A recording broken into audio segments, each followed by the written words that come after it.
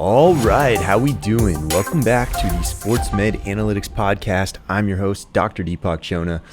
Now, we got a ton of injuries for week 2, so let's dive right in, starting with DeAndre Swift. He's questionable with an ankle sprain, but we'd highly expect Swift to play. Even though he missed some practice time this week, low ankle sprains don't typically hurt running back performance on the stat sheet, so I'd plan to start Swift if he's on my roster. Next up, J.K. Dobbins. Really rooting for Dobbins off the big ACL plus LCL injury. This is looking like the week for him to return, but we're avoiding him in all formats because you'd really expect a progressive type of ramp up in his workload. Otherwise, you risk seeing what happened to Chris Godwin pulling a hamstring last Sunday.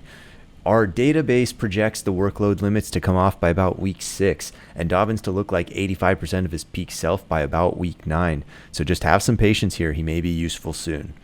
Next up, Kenneth Walker. He's very likely to play, and he's also likely to be a high percentage of what he was pre-injury.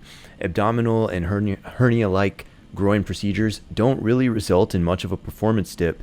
So the main question here is opportunity. I am encouraged that he'll be startable in the coming weeks once we have a better sense of what his role is going to be in this offense.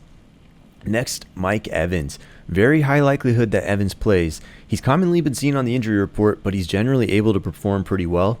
Calf injuries do have a minor drop on wide receiver performance, tend to be about a 10% decrease, but his playing style as an imposing physical wide receiver should help resist that trend.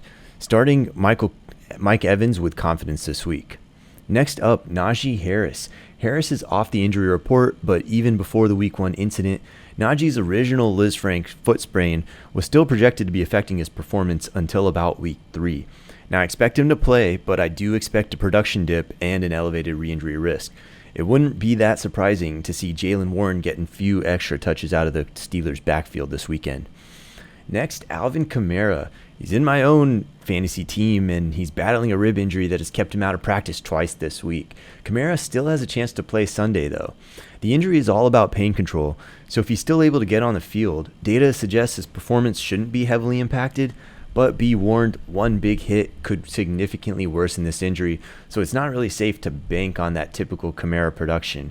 I'm avoiding him in DFS, but keep a close eye on pregame inactive lists and have a backup plan ready on your redraft rosters in the probably over 50% chance that he doesn't play. Next, Michael Pittman. Now, Coach Frank Reich sounds like Michael Pittman is going to play, but I am doing my best to avoid starting him. Quad strains less than a week out from injury for wide receivers do tend to cause decreases in production and have high rates of re-injury. If he's on your year-long roster, you probably don't have a lot of better options, but for DFS, I'm going to pass this week. Next, Justin Herbert. Now, fractured rib cartilage is super painful, but it's not dangerous to play through. The key here is pain control. The average time missed is about 2 weeks, but hugely working in his favor is the 10-day recovery period that he'll have between injury and week 3. Herbert will likely try a numbing injection to help get through this. We'll have to monitor practice reports closely this coming week, but at this point, I would anticipate a good chance of Justin Herbert playing week 3. Next, Chris Godwin. The average hamstring strain takes wide receivers 3 weeks to return, but given that Chris Godwin just came off that ACL, I would expect them to take it slowly. It's possible that rushing back is what predisposed him to the hamstring strain to begin with. Now, I'm projecting return to the field around week 5 or 6, but he should return at close to his pre-injury performance levels.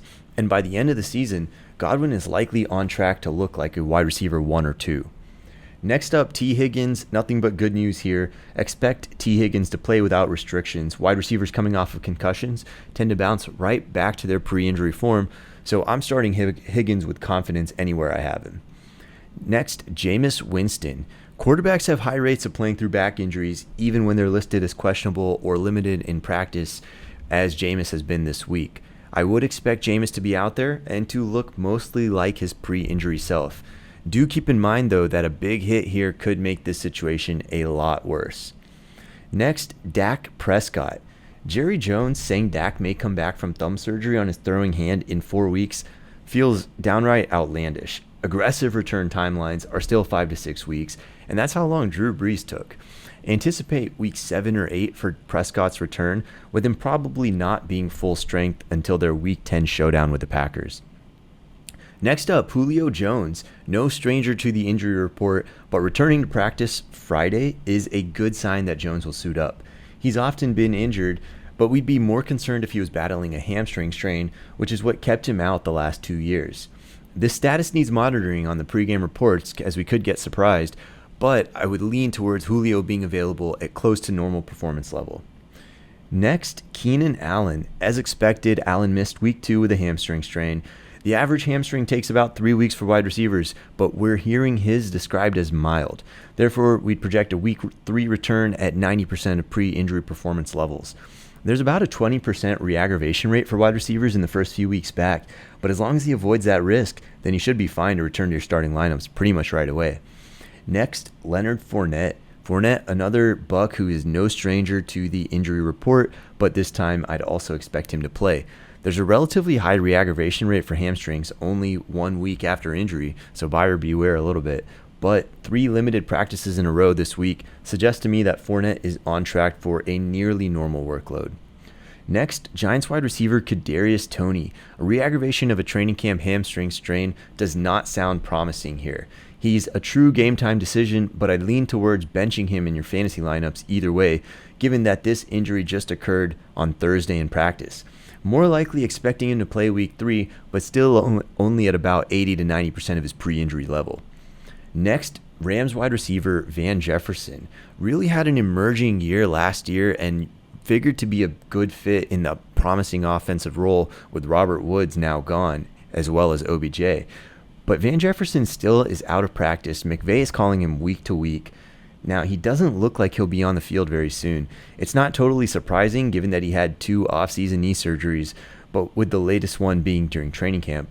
He's probably still worth a buy low stash for later if you have an empty IR slot especially, but I wouldn't be looking for him to play really at all before week 5 or 6. Next, Mark Ingram, running back for the New Orleans Saints, has been limited in practice all week with an ankle issue, but Ingram is very likely to play. Running backs don't tend to miss games for low ankle sprains, and they also don't generally cause much of a performance decline in running backs either. Now, especially if Alvin Kamara is out, you gotta like Mark Ingram to have a big week, possibly a DFS value here. Next up, Wan'Dale Robinson, the Giants wide receiver. Robinson has been ruled out, didn't practice at all this week. That suggests that Coach Dable and the Giants have been less than totally forthcoming about the seriousness of his injury.